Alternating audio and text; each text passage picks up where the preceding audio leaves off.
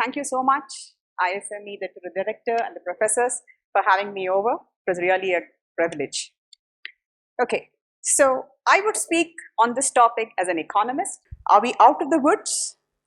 Not yet. We are limping back to normalcy.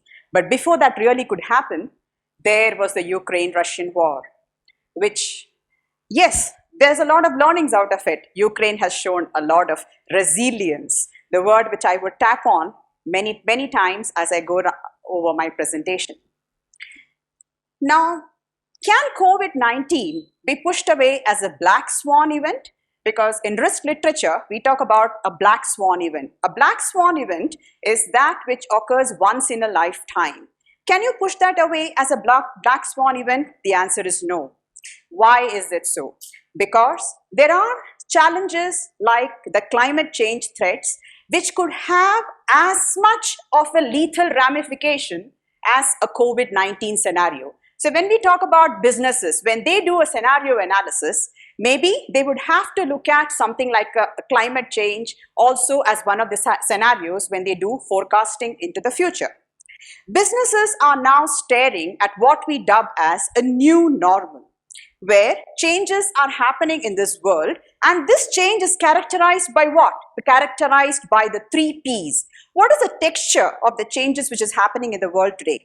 It's perpetual, it's pervasive, and it is exponential. So when this kind of a dynamic situation is being encountered by businesses, how are they going to tackle this particular scenario? Now, I would say it's with resilience. Resilience has been used by all my earlier speakers, and my little friend in the panel also stressed on it. Resilience, what does it mean? It means the ability to withstand, to recover, and to adapt. Okay, that's done. Okay, the next one. That's about these personalities which I talked to you about, which shows resilience definitely points to success. So these are some people whom I admire and who have shown resilience is the way to success. That is, who does not know the contribution of Mahatma Gandhiji? Then you have Mary Kom and Steve Jobs. Steve Jobs was referred to by my friend. Now, and there are books like these, which is written by Jim Collins, which also are quite inspirational. In these books, he talks about why he says all mighty companies do fail, but why do some companies have the resilience to bounce back?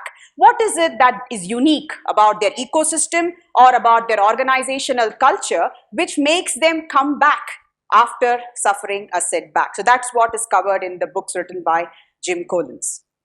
Now, Steve Jobs, this quote is particularly nice. I mean, it's something interesting to read. He says, I didn't see it then, but it turned out that getting fired from Apple was the best thing that could have ever happened to me. So he saw this setback to him as an opportunity, because Apple was a dream job for him. And when he got kicked out, he saw it as an opportunity to invest in himself, to become more creative and come back and set up Apple, which was one of the most valued companies in the world. So that was his disposition when he got fired from Apple. What about Mary Kom? Why does this quote inspire you?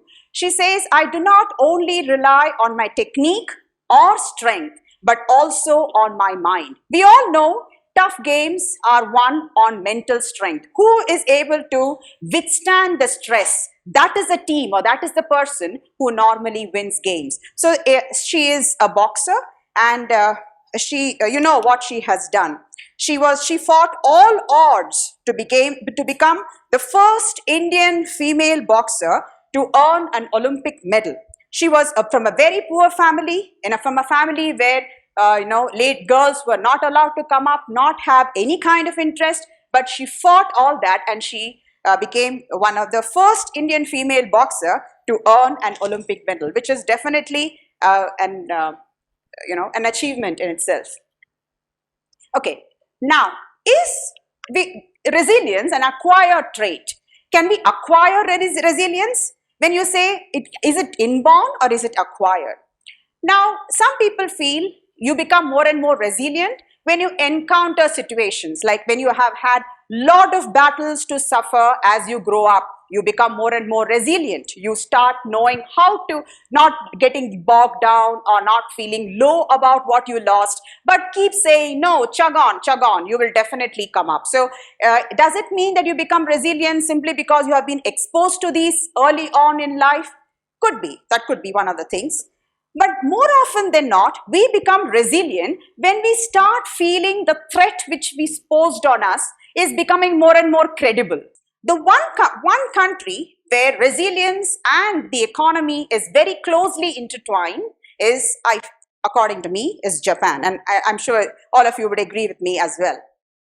Now, one of the statistics which struck me as I was coming here, I just wanted to know, we all know Japan, because of its topography, is exposed to a lot of hurricanes, lot of earthquakes. So it is like living on a ticking time bomb, right? Anytime, anything might happen. There is one statistic which was something very interesting for me. It said 1,500 earthquakes hit Japan annually.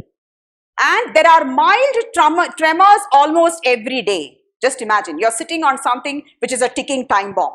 Now, despite all these challenges, that country has shown a lot of resilience to rebuild itself in a very short time and come back really strong. Now, the case in point is the way they have rebuilt Tokyo. Now, Tokyo was a country which was absolutely flattened during the World War II. But today, they have not only rebuilt it, but Tokyo is among the tech superpower having cutting edge robotics technology. So you can just imagine what kind of a passion they will be having to. They are down, they are not down. They are down, but they are not out. They know how to come back and know how to be among the top. Now, not only their economy exhibits resilience, but also their businesses also exhibit a lot of resilience. How do we know that? Yeah. So, to quote a study by Bank of Korea, they had this statistic which says, out of 5,586 companies older than 200 years in 41 countries, 56% were in Japan. So, what is a secret sauce which led to this long-run resilience or longevity, be it at the economies level or be it at the business level? Now, let's talk about the economy level. So, at the economy level, yes, when a country is faced with a lot of disasters like hurricane, etc., the natural, strategy would be to try and build resilient buildings or, install state-of-the-art kind of warning systems, hazard warnings. All these things are something which was obvious because you're sitting on something where anything can happen at any point in time. So you will definitely invest in all these resilient structures. But what really caught your attention was what they did to the soft infrastructure. What did they do in the soft infrastructure? One area where they clearly invested in terms of attention, detailing, etc., was in the educational system. So their school curriculum includes an entire module on disaster resilience education. So what does this do? It is introduced to small children. So this helps students develop life skills very early in their lives. Japan is one of the few countries to have included this. It is actually showcased as an international model for curriculum. So that is if they make you resilient right from a very young age. They teach you what to do. If such a thing happens, how would you encounter it? So that is life skill education at a very, very early age. Now, inspiration, another pointer which comes here is the inspiration which the culture gives them. So there are these small dolls which I have, that is the one which I have put as a picture is called as a darumas. So it's a paper mache which is having a small weight below. So if you tilt it, it has the ability to come back, right? So what is the messaging they want to do? And darumas is illustrated with a very interesting phrase. It says 7 times down, 8 times up. The other one is the other pot, that is kintsugi. That is, I hope I pronounced it correctly. It's a Japanese art of putting broken pottery pieces back with gold. Normally, when it say it's a broken pot, there are two ways of looking at it, right? When something breaks, you say it is broken. But here, this particular art form, what does it say? Even though the pottery is broken, you can put it back and make it into a really new piece. So what is the messaging here they want to do? The idea of these kind of potteries is embracing flaws, imperfections. You can create even stronger, beautiful pieces. So that again reinforces the fact that culture plays a significant role in making people mentally resilient. Then you have something called as a hope tourism. There is a place they were talking about called Fukushima Prefecture. That is a place where is the only place in the world to have ever experienced an earthquake, a tsunami, a nuclear accident, and reputational damage all at once. Okay, so what does this hope tourism? People are taken there, and what is the messaging there? They say, if we lose our hope, that is the real disaster. So being mentally resilient is extremely important. So what really caught my attention here is it is not only to gain resilience or to be able to combat these kind of natural disasters. It is not only about creating very resilient buildings using state-of-the-art kind of materials, etc. It's also the soft infrastructure where you make the people resilient, whether it is through education, whether it is through art, pottery, or whether it is through tourism. And in Japan, the importance of having community networks is extremely important, because community networks, what does it do? Having very strong community networks helps in sharing knowledge. It helps in communicating with each other. So that also has a big role to play in developing the resilience of the country.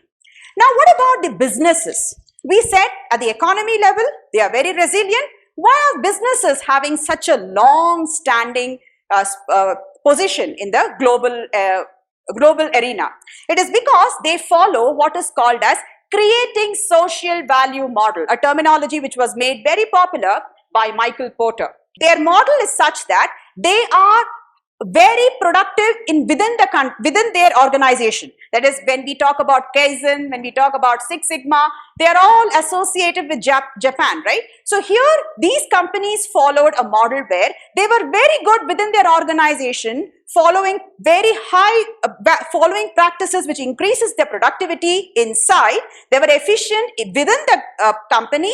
At the same time, they created societal value to the people. So they were good. It is a win-win situation at both ends, within the organization as well as for the society. So this particular model, CSV model, is one step ahead than what we talk about as the CSR model, or the corporate social responsibility. So that's the secret sauce for the Japanese companies being in existence for a very, very long time. And it's a very interesting statistic, because Japan is so small, and to have nearly 56% of the companies for more than 200 years old is something which they should really be very happy about. So what is the essence of what I'm trying to message here?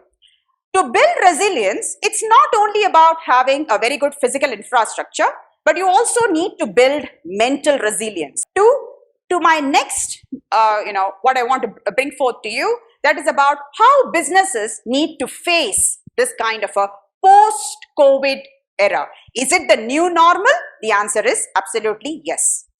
So how do you think the business models can be tweaked? So what are the challenges businesses are facing today?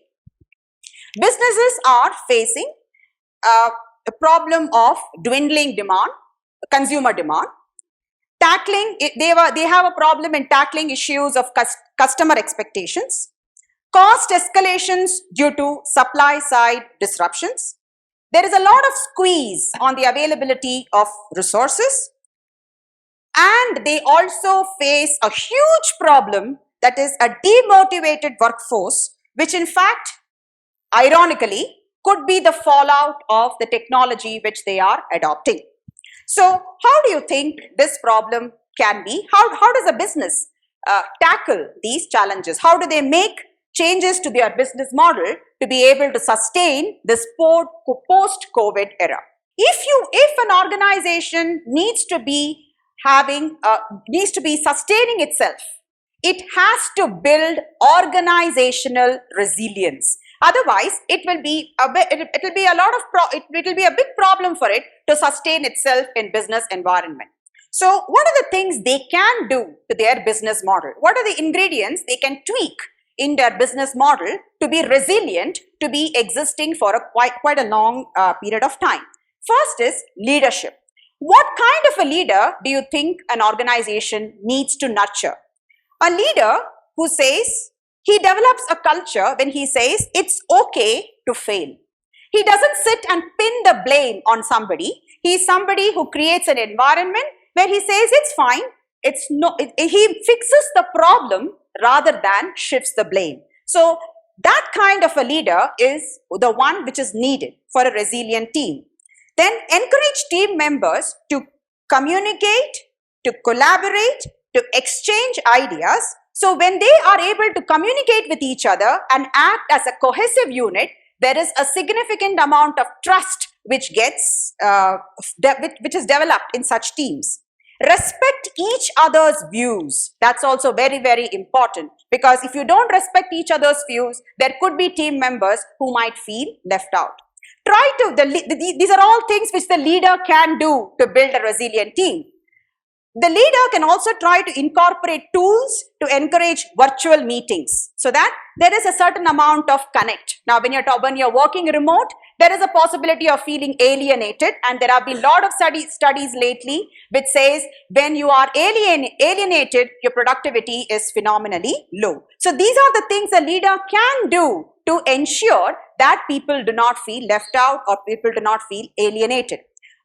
The leader is a person who is open to taking views from his team. He doesn't work with that attitude that I know what is right. He is open to the view that others also have good ideas, and others can also bring in their views when there is a problem which they have encountered. He is a person who leads his team with empathy. Now, that is what is needed now. Empathy is something which has to be built in as a trait which the leader has to exhibit when he is trying to get the best of his team. The next one is collaboration. So this particular, what is exactly meant by collaboration? Collaboration is exchange of views, ideas, not only or trying to act in cohesion not only within the organization but also with your external stakeholders. So it should be collaboration not only within the organization but also with stakeholders outside like the society, etc. So the intention is to build a cohesive team, to build an entirely unified ecosystem. That again could be an ingredient for building a very resilient organization.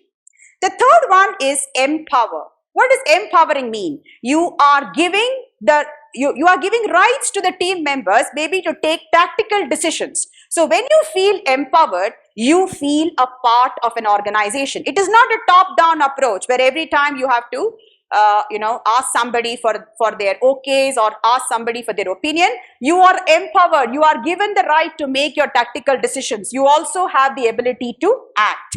So that also is another thing which could make a resilient team. The next point is having an inclusive culture. What exactly is meant by inclusive culture? This is an extremely important aspect of building a resilient team. So when you have a team, you have people from different cultures, different parts of, it's like a melting pot of culture. So how do you cash in on these differences? So the organization learns from these differences. So that is exactly what you have to do. You have to take advantage of the differences. So when you do that, you are actually hinting at an inclusive culture. Now, so the other one is communication. Communication is extremely important in any organization, and it's more important if you want to build organizational resilience. So what is communication? What kind of a communication should be there? The communication should be absolutely clear. It should be transparent. the communication as regards the strategies which the company adopts, the headwinds which they are facing, a possible impact of any problem which is arising. All these should be absolutely communicated within the organization so that the organization does not feel directionless. Then, next is talent. So, what is going to be different when you are hiring talent? Talent hiring should not only look at the conventional yardsticks as what we did, looking at your degrees or looking at what you achieved, but also traits like how adaptable you are, how you are able to adjust to new situations, your ingenuity, your critical thinking skills. These are some things which there should be more emphasis going forward rather than going on to something which was already a laid down kind of a format as you were hiring. So just to recap, so this is something which we thought organization can talk about, can think where they are on these parameters, where they are in terms of collaboration, in terms of leadership, and are they evolving? Are they learning from new situations? Are they adapting? And how well they are responding. So that's just an acronym which tells you what are the new areas a company has to address, looking at how they have to address the new normal. So I would want to end with this particular quote by Robert Schuller. It's tough times never last, but tough people do. Thank you.